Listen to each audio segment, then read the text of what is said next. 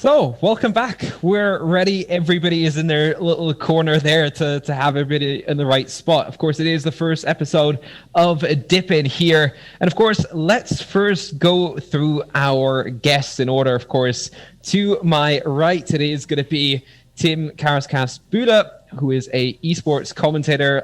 He's surely been in Luxembourg for a couple of those events this year. And then next one over is Jinsh Chen. Semi-pro League of Legends player. I think pretty much the whole Luxembourg scene definitely knows him as well. And then moving on is Jérôme Labbé. Sorry if I mispronounced your name, but game developer. And we'll be ready for that. And hopefully everybody is going to be ready. First of all, we do want to know a little bit more about you guys. So let's start off with Tim. Tell us a little bit about yourself. What do you do? What do you want to do in the future? How's it looking? Yeah, thanks a lot, Tyler, for being here. Yeah, first of all, hi again. My name is Tim, aka KarasCast. I'm a League of Legends / Clash Royale, Rocket League, all what you want caster, and primarily in German, but with the Luxembourg Post Esports League, I get a little sniff in the English commentary too, and that's one of my beloved things right now. And yeah, the thing I want to do right now, I'm studying. I'm nearly finished with studying, and after study, I want to go fully in the esports scene. I already founded an esports you can't say it company. Tyler, what does Verein mean? You know what I mean? Engine Stuttgart, what's the name? They're a organization. Sports organization. Yeah, organization, yeah. Esports organization, that's the right name. And that's the thing I'm looking forward to do. Yeah, so definitely sounds cool. We'll hopefully get further into that as well. Let's do much the same for Jinsh. So thank you for the short introduction. So my name is Jinsh. I've been playing League of Legends professionally, semi-professionally for the past 6 years. Been playing League of Legends for the past 10 years. Currently, I don't have any set plans for myself. Everything is just open up in the air. So right now, I'm just looking at my options. Right now I'm studying. So depending on that will also shape my future regarding to esports and League of Legends. And I'm happy to be here. All right. I mean, I think if you wouldn't be happy to be here, you definitely wouldn't be here. Yeah. on a Friday night. Not like you have too many options to go out on a Friday. That's true. At least not during these times. Jérôme, how are you doing? Hi, I'm fine, thank you. Thanks for the invitation. So I'm Jérôme. I'm the founder of Carbon Fire Studio. So we have been doing games for Nintendo, Switch, Xbox, and PlayStation. And recently we started a publishing activity and porting activity. And so recently we released, this year we released 3 games actually, and more are to come for next year. All right. So, of course, apart from your participation in the talk today, I think we also have you on Sunday, if I'm not mistaken. We'll also be a little bit more in depth into the game space there. So, of course, I mean, first of all, we do know that, of course, you guys are into games. 2 of you guys are definitely in towards esports. Jérôme, have you had any close connections to esports at all? Not really, to be honest. That's not really the part I will be more active in this discussion, even though I'm very interested in it. But I'm not really an expert in this field. Yeah. So, of course, Karas, we know each other personally as well. We've been to a couple of events. We, of course, went to Luxembourg together for both the playoffs and the grand finals of the Post Esports League. But of course, you're also really, really active here locally in our community. And further into that, of course, founding kind of your own esports organization, nothing there is really for profit. It is literally just to try and build a local scene, right? Yeah, perfectly. Our goal is to, we call it like we're the engines from Stuttgart. So everybody knows, the big cars coming from Stuttgart like Mercedes and Porsche and all that stuff. So that's the name Engine Stuttgart is coming from. And we are focused on building an esports organization for everybody. So everybody can join us. Firstly, we started as a student organization. Right now, we're in an organization for everyone, mainly, of course, students, because esports, 18 years old and all that stuff. We look there a little bit after all the things. things. But our goal is to make esports a well-known thing down here in the Swabian country, as I would say. And yeah, the sad thing is many people don't even know esports right now. And that's our goal. We want to change that. And when we want to make the people know why esports is a legal and a good type of sport. Yeah, so of course, Jinsh, for you, I mean, you said you've been playing League of Legends for 10 years now. I've been in the esports space as well for quite a while. How did you kind of start into that, and how did it evolve since you've been doing it? So when I started playing League of Legends, it was obviously just for fun. Like back in the days, you couldn't, like, it's not like you started playing a game and expected to go professional in it, because there was no infrastructure. Esports was very small, like 10 years ago. Nowadays, there are young kids who are like 13, 14, and they start games because they know they can go professional. So that's a big difference.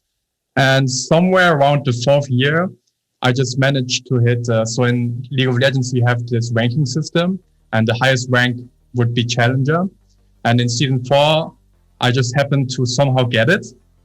And then once I got it, I got contacted by a Spanish team at that time. And that's when I got my first opportunity to play at a LAN tournament in Madrid.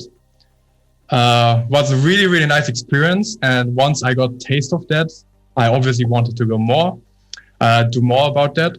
And the following years, I've played probably around more than 20 LAN tournaments. So it's been going well. And yeah, it's been a fun ride so far, I can say. Yeah, so of course, with the whole kind of esports scene, I think a lot of those times games, especially those esports titles, have a larger focus on providing a good viewing experience as well, getting people into that world. And of course, I think a lot more people these days don't just play the games, but also watch the professional tournaments. Whilst, of course, you've been on stages playing at LANs and things like that, especially since you mentioned Spain. I know that the scene there is absolutely crazy for it. And I've at least been on the German commentary side for a couple of those events where you have a feed from the venue there, and it's a Spanish team up against an international team, and the fans are just going crazy. I think there's certainly regions in the world where they're not as crazy as the Spaniards, the Portuguese, and also the Brazilians, especially.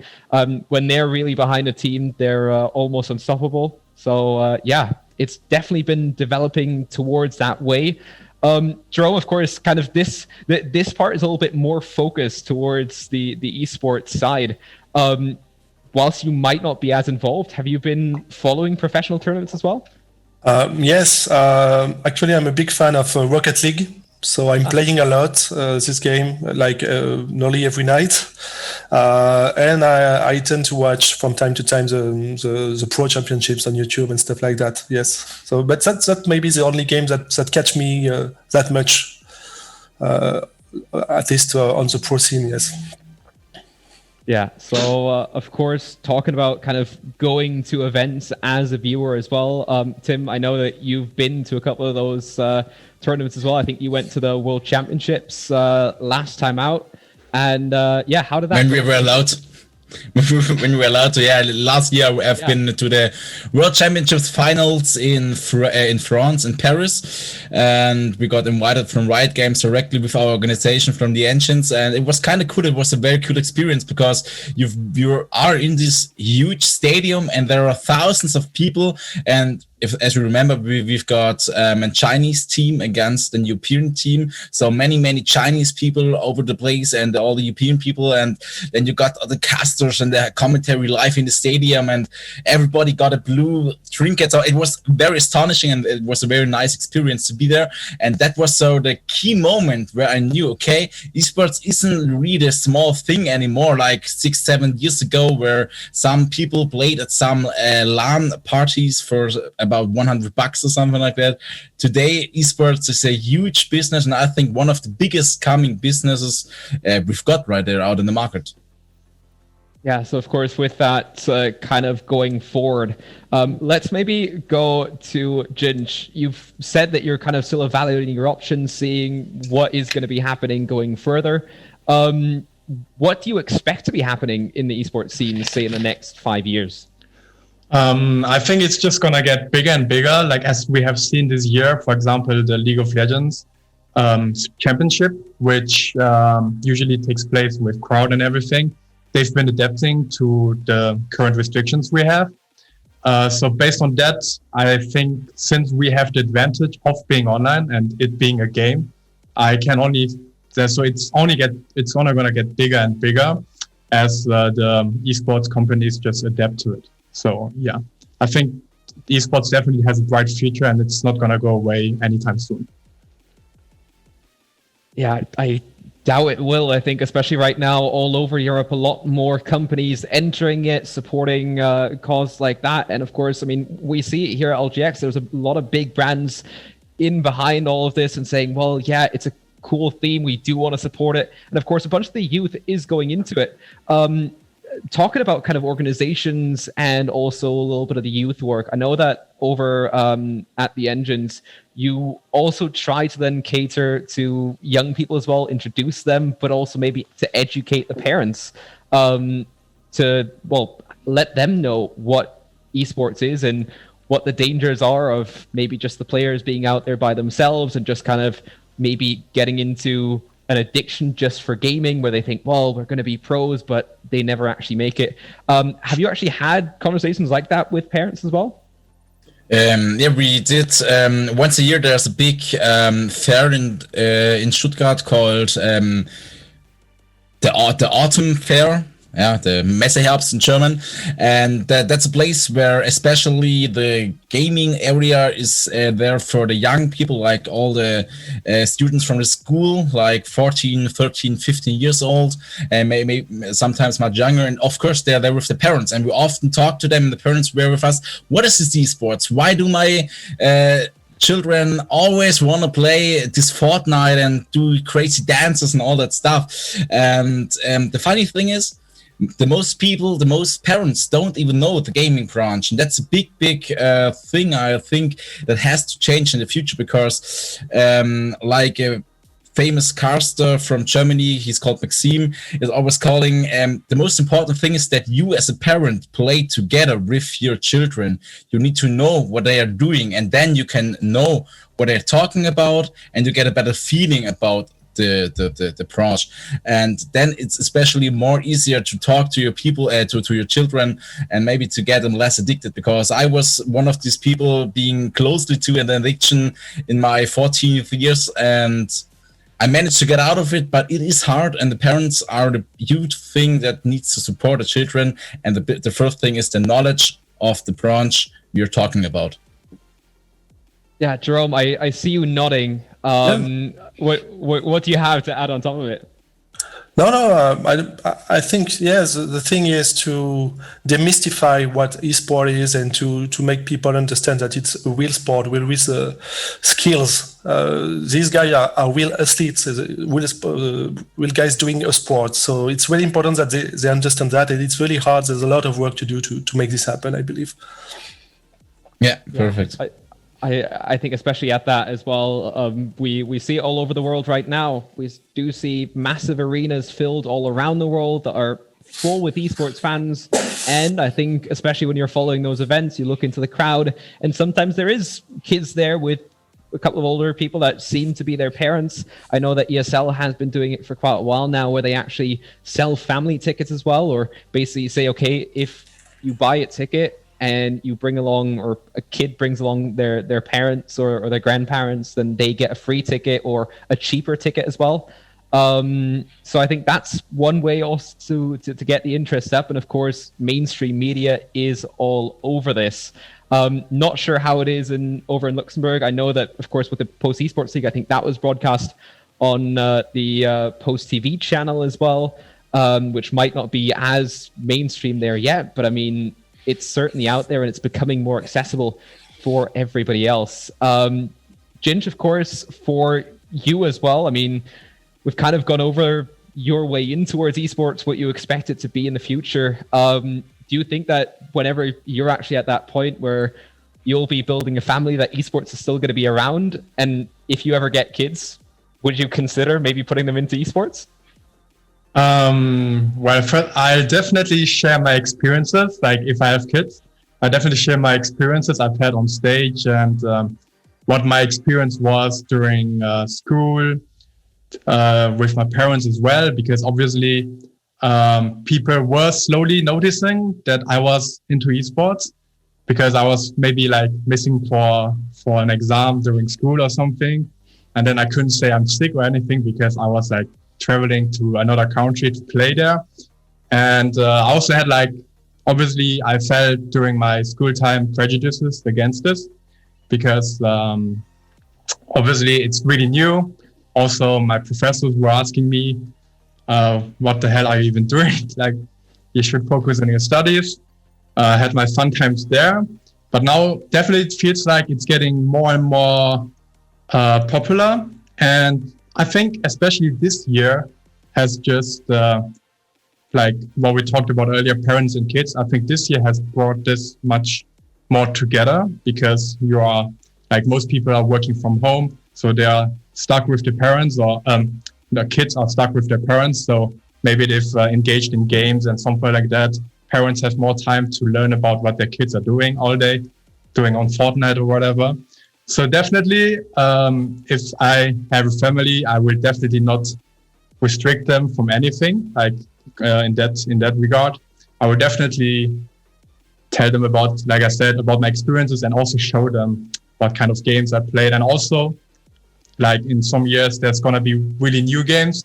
So by then, I will also just play those new games with my kids. Can I add something, Tyler? Yeah. Let's get to that. I know that we have a bunch to still talk about. We'll be right back after this short little break, and then hopefully Tim can remember what he wants to talk about. Let's have that quick little ad break, and then we'll be back.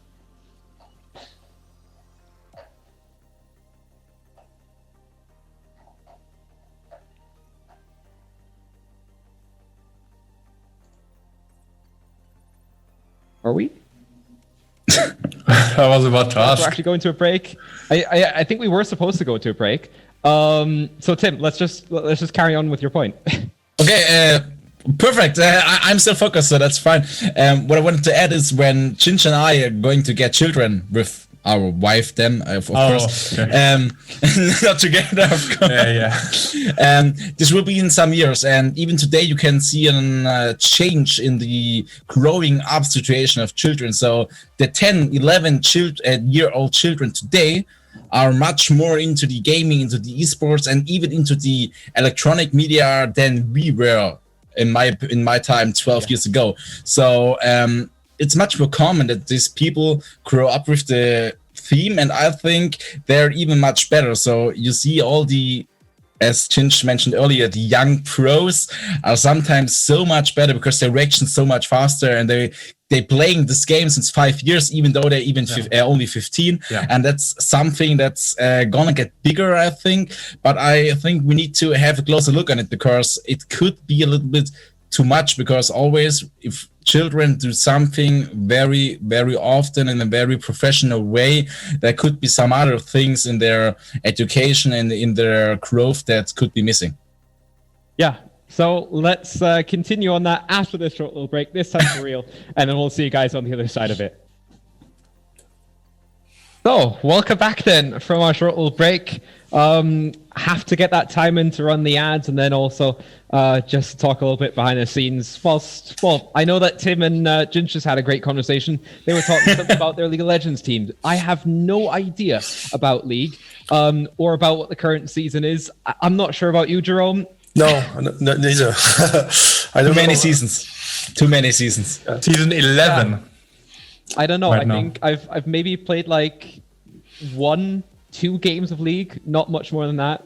It's just not my game. If anything, then maybe jump into Dota, but even that I don't really play on the regular. But Counter-Strike is your game. It's the same thing with me. I have no clue about Counter-Strike, and you're totally in. I don't know. I mean, like 3,000 hours say I do like Counter-Strike. So let's not talk about that though, and countless hours on broadcast as well. But yeah, Jerome, we've talked about you and Rocket League and the fact that you play it on the side as well. You've also watched a couple of those events already. How is it for you? I actually don't know a whole lot about you. How have you kind of been following esports or gaming, but also then thinking of family and people in your field? What did they think about how it's developing right now, especially the gaming aspect? You mean my family? Yeah. I'm the only gamer in my family. Actually, I have, my wife doesn't play at all. She's really not interested in video games, actually. And my mother neither. And so I'm kind of like the only gamer around here. That said, my daughters, I have two daughters. The bigger one, I started playing games on the V-Smile, the games for the kids. And she's enjoying it, and I really hope she'll be a gamer. I'd be very proud if she become one day a esports champion. I have no problem with that. Yes, with my stepfather and he often doesn't understand when I get games, and he thinks that I'm playing really kiddie game, and he doesn't understand that an adult like myself could play this kind of game. But I try to explain. I try to explain to them. But I think for the older generation, it's kind of complicated for them to get it.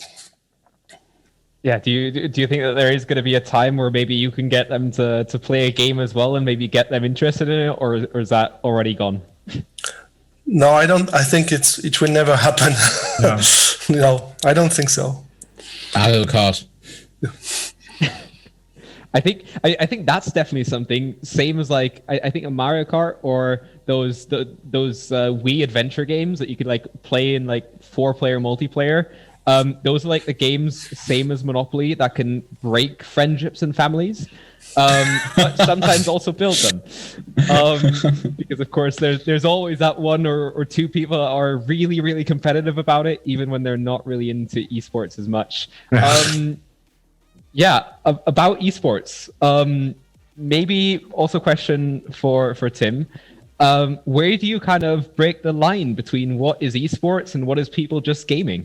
I knew that question would come, because it's the typical question always on the fair. What's the difference between gaming on a phone and esports? And I'm always about, okay, look, it's quite simple. Gaming is something I do just for fun. Esports is something I do for fun, but also for being one of the best players in the game. So if I want to be an esports champion, I need to be one of the best players in the game. I need to get myself improved. And in the most esports game, like Counter-Strike, like League of Legends, like Rocket League, there's a team standing behind it. So you play as a team, you improve as a team, train different strategies, go with the meta, go with the ghost of the time, I would say, and then you compete against other teams. When I play alone, and I'm just gaming, I chill, play some Ori and the Blind Forest, some chill games, maybe some puzzle games, and just for fun. And that's a big difference. It doesn't mean that esports isn't fun, but it does mean that esports has a different kind of pressure on yourself, because when you game for yourself, you have nothing to lose. If you game for your team, if you play esports for your team, there's sometimes a lot of money standing in the room. Yeah, so of course, always a difference. What's esports, what's gaming, and where one draws the line. For Jinsh, of course, you said you played like 20 LANs about there or already in the past couple of years. How did that kind of develop from like your first time on stage to like the next time? Is it still, if you now play on a big stage, is it still just as exciting, or have you kind of gotten used to it? It's always exciting, I would say. And you can't predict if you're going to be nervous or not. That's for my case, for example. I remember, so the very first tournament I played was in Spain. And surprisingly for myself, I wasn't nervous at all. I just felt comfortable, just like at home. It also obviously depends on the setup. Way back in Spain, everything was really well established in the esports scene already, whereas the rest of the European countries were really behind. So there I felt really comfortable. And then after that, my next big LAN would have been the promotion tournament for the European Championship, League Championship, which was in the Riot Games LCS studio in Berlin. Oh, wow. So that one was huge. Like the moment you went in, you saw everything was professional. Every team had their own booth. You had your own computers you could train on. And then you had this huge stage. And so one big difference, the biggest difference there was since you want competitive integrity on the stage, they were channeling white noise into your headsets so that you couldn't hear your opponent scream. Even though we didn't have crowd at that point, we obviously still needed that because in case enemy screams information that is crucial, we would have an advantage there. But that was one thing that really irritated me, this white noise, because I've never played with something like that before. And then during the games, I remember this white noise can kind of like bring you into this state where you are like really focused, or maybe like in a meditation state. And it happened to be that I was in like sort of a meditation state in the first game, that I wasn't hearing my teammates. And then I kind of woke up, snapped out of it when my supporter yelled at me that I should start talking and listening. So, and then after that, I had up and downs all the time. So sometimes I wouldn't be nervous at all. It doesn't depend if there's crowd or not. And sometimes I would just be really nervous and I would have to listen to a little bit of music before going on stage, or like while sitting on stage. And it's just different. And also for other professional players that have done way more than I have done, they've also said themselves that it's impossible to not be nervous at all, even if you're experienced. Yeah, I think especially then within, there is also a crowd at a venue that definitely goes on top of it as well. And I think there's been some venues as well that I've seen where there's even sometimes just small stages and people literally all around it on conventions, where sometimes you even have somebody right behind you, and that might also bring you out of focus. So for anybody wondering, well, if you have that white noise on your headset, you guys have in-ears underneath the headsets, right? No, back then we just had one of those huge headsets that are really expensive from Plantronics, something like that. Yeah. And with those, you didn't have to have in-ears underneath. Also, the in-ears variation I don't like, because after a while your ears start to hurt because of the headset pushing down on them. So like that gear is really expensive. So only like top-notch tournaments probably have them, because 2 years ago, I was playing at Gamescom, and there they had those. And then I was asking about them, and one of them costs about 3,000 euros, I heard. Wow. So yeah, they're quite expensive. Yeah. So always the costs involved, not only the hardware that of course goes on stage, where the tournaments always need the newest monitors and the best PCs out there, because I mean, you see it sometimes on Twitter. I don't know how League is on performance, but I think especially like the FPS players are really, really special in what they want to have on their PCs. I know one player in Germany, he basically cries if his FPS drops below like 300, although he only has like a 240 hertz monitor. Although I think he's upgraded now. It's like one of those new 360 hertz monitors, and he's also upgraded his PC to be top notch, only then to play CS at low settings, to have 800 frames. So that's one way to go about it. How have you kind of experienced that? Of course, League not being the kind of biggest game when it comes down to gulping performance. Do you still keep your system up to date? I've kept my system up to date pretty much for the sake of keeping it up to date. I remember, so the last upgrade I've done is 2017, and there was no particular reason to do it other than that I had saved up some money, and I just felt like I want to get an upgrade. And because like the PC building part is for anyone who has done it, it's pretty fun in my opinion. And when everything comes together and then finally starts working, that's just awesome. But I've also, regarding to esports tournaments, I've also have participated in maybe 3 or 4 where the hardware was worse than at my house. And not even, that doesn't mean that not only slightly worse, but worse to the point that you aren't able to really play the game, or maybe there were Windows errors. You couldn't plug in your mouse, or your device drivers couldn't be downloaded. Those things I've experienced as well, but those were mostly towards the start of my career. Yeah, so I think that has definitely developed throughout the years as well. Jérôme, where do you do most of your gaming? Is it mostly consoles where you also kind of develop the games for, or is it mostly PC? I'm not one of the PC master race, unfortunately. I'm playing mainly on consoles. I don't know. It's an old thing, I've been used to play on front of my TV on my crotch. I know you're gonna say you can do the same with a computer. You can wire it to your TV, but I don't know why. I like to put the game in the console and play it on TV. I mainly use my computer for work to develop games. So in my mind, my computer is to work and the console is to play. But I know it's a philosophy, and we all are pretty different in this field, but I'm a console player, yes. Yeah, I mean, I totally understand. That's the main reason why I have a laptop, just because I have the office here where this is here to work. And then whenever I head home and still want to play a game or two, I still have my laptop with me, and that has plenty of power to run any game. So yeah, especially getting that difference between work and gaming or fun, I think is very important as well. Tim, with you, of course, we know that you cast from at home, you play from at home, and right now also studying from at home. How is that going for you?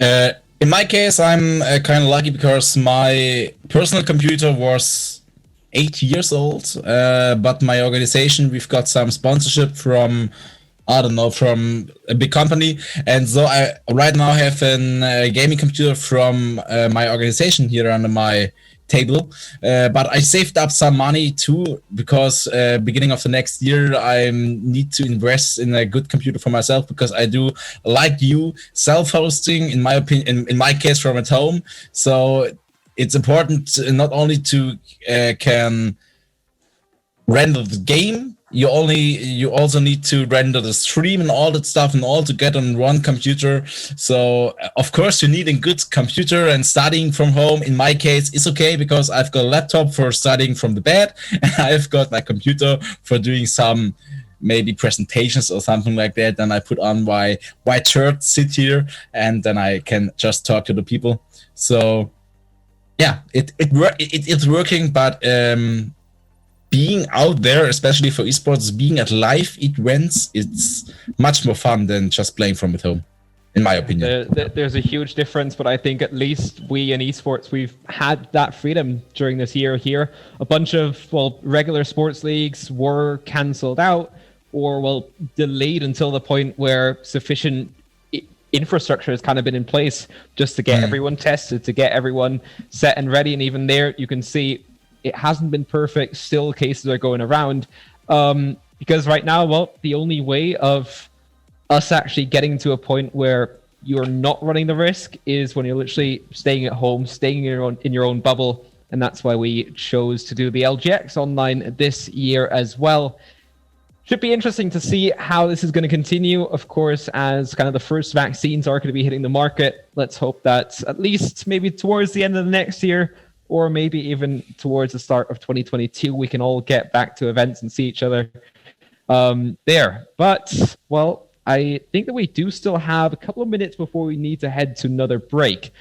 Kind of sticking towards that esports topic for the moment. Of course, Jérôme, we've talked about you watching Rocket League, and from what I've gathered, you only watch the streams on YouTube and Twitch, right? Yeah, haven't exactly. actually been to a proper event yet. No, never. I would like to, but I don't have a lot of free time, unfortunately. But that's something I really plan to do when we will be allowed to. Yeah, so definitely should. Maybe even go to one of the bigger events. I'm not sure how big Rocket League actually is. I know that the league has definitely been getting more investment, and the broadcast value has definitely been going up. But I don't know how big those LAN events are in comparison to Dota, League, and Counter-Strike in that regard. But I think depending on where you're at, I think Luxembourg's and whole of Europe is still going to get more and more events over the next couple of years. Let's jump into a new topic. We've kind of talked about esports for a good while now.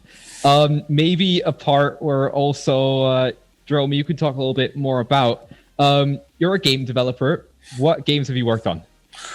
Yes, so I've worked on very small indie games that I created by myself when I was alone, like in 2015.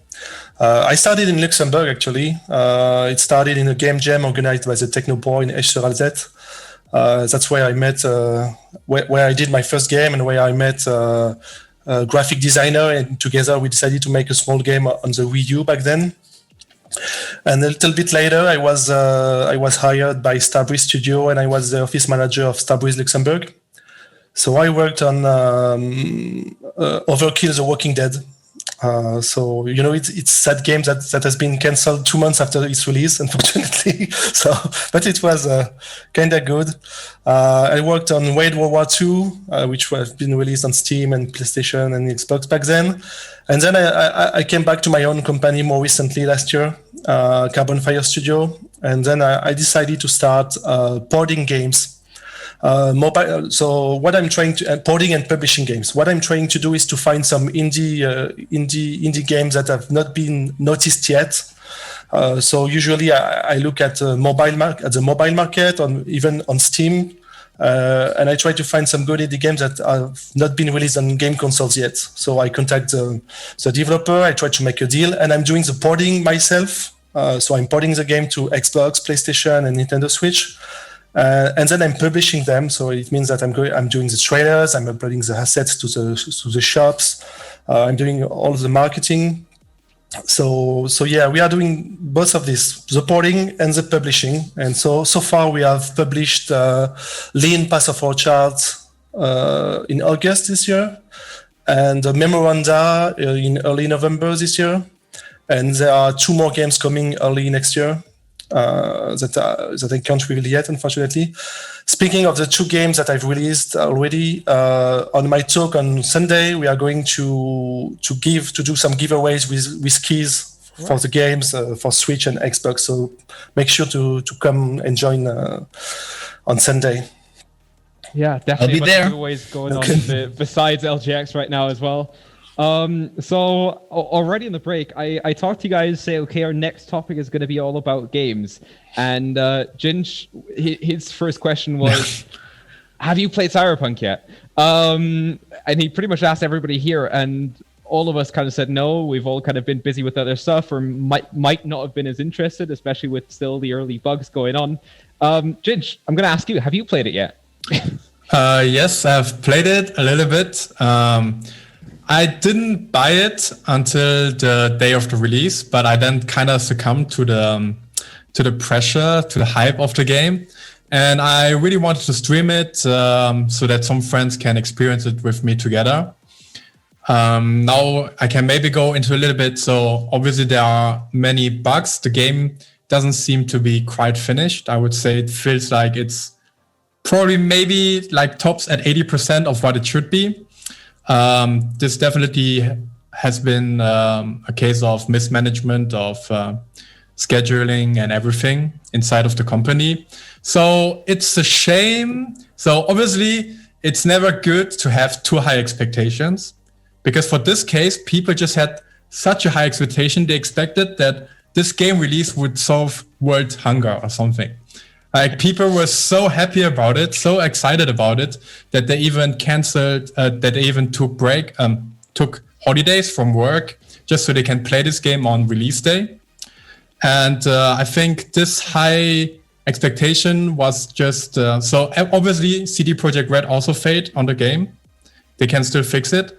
But this high expectation was just, in a way they were doomed to fail due to this high expectation, because you can never, you cannot achieve the expectations that were set by the community game for the game. Yeah, I think it's difficult on that part, just because, of course, the hype was so big, and maybe it just came down to, well, releasing or even just putting out trailers and teasers before it was even at a stage where you should start to promote it. And I think it didn't just come down to the company saying, okay, well, game not really there just yet where we want it, but let's just put it out. I think it was also just the pressure of the community and the gaming community in general. There was a lot of memes going on what's going to happen first. Are we first going to go through this crisis? Are we first going to say Cyberpunk? And of course, I love the game style. I haven't played it. I don't think I'll be playing it because I don't think I'll buy it. But yeah, I think same as Jerome said in the break that we had, maybe if at some stage it is like really, really cheap on sale somewhere, maybe in 1 or 2 years, that's where I'll start playing it. It's also where I start playing a bunch of games actually as well, just because sometimes you get a cheap bundle where there's like 10, 20 games in there. And you pay like 70, 80 euros and then you have a bunch of new games to try out. That's generally where I head as well. The thing is, what do you play when you're not playing League? I'm gonna ask him this answer this in 1 second, because the thing Jinsh described earlier is in development of the last years, I would say, because many companies are only with their money givers on the side. Okay, make the game as fast as possible, put it out. If there's bugs, no problem. We put loot boxes in it like 3 years ago. So I think there's a crucial development that's kind of awkward right now, and I think that we gamers, we took it right now very good, because we told the companies, hey, you can't do this a long time with us, because then we won't buy your games anymore, and that's something good. And I think nobody expected it with Cyberpunk, because CD Projekt Red, the makers of The Witcher 3, one of the best games in the world, nobody expected this from this company. So what do I play if I don't play League of Legends? Right now it's World of Warcraft, because Blizzard is in the same spot as I and Jinsh described earlier. So the company with Activision was very money driven, and many developers left the company, and the company got the clue, and they right now knew, okay, we have to change something. And in my opinion, they did change something, because after 2 or 3 years, Shadowlands is again a good expansion for the game. So Blizzard is like a little bit going back to the roots, and they're focusing more on the things the player wants. So right now there's still some problems in the game, and the game still feels like it's not finished perfectly, but they're coming back. But right now World of Warcraft is one of my main games besides League of Legends. Jinsh, what is it for you? What's your most played game right now beside League? So the last days has been Cyberpunk, but I'm just gonna skip that. So so the last weeks, since we're in confinement, I have been on Discord a lot with some friends, and we kind of became so Among Us, obviously that game has been huge. I played it some months ago, but we kind of became variety gamers, such that we were just keep buying Steam sales from games, and then we just kept testing them. One of the games that we got really competitive into is the Speedrunners. I don't know if someone knows that game, but it's just a game where you race each other. And that one has been really fun and competitive. Besides that, so these friends I've talked about, they also play World of Warcraft. So they kind of convinced me to start playing it as well. And especially on Twitter, I've seen that since the Shadowlands release, many of my Twitter followers / Twitter friends have been playing this as well. So so I started playing World of Warcraft as well, not as intensely yet, but I do see the good sides from that game, and it indeed is fun. So some years ago, I would have been scared to play World of Warcraft, because I would be like, because the media has put World of Warcraft, so when it was in its first 5 years, maybe has been putting a bad light on it, such as that only people who are addicted play this game. And then you have this model where you pay each month and everything.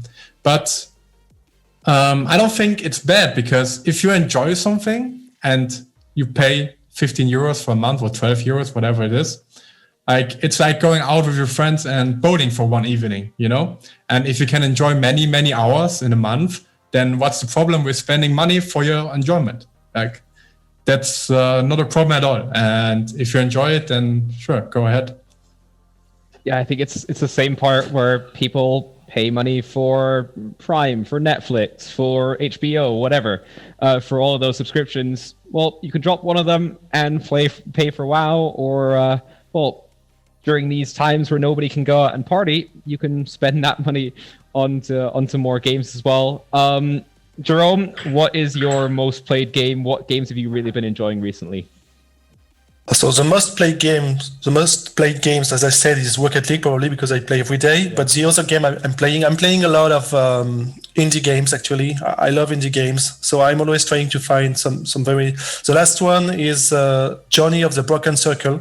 I don't know if you've heard of it. It's a really, really nice game. Another one was Jenny Le Clou.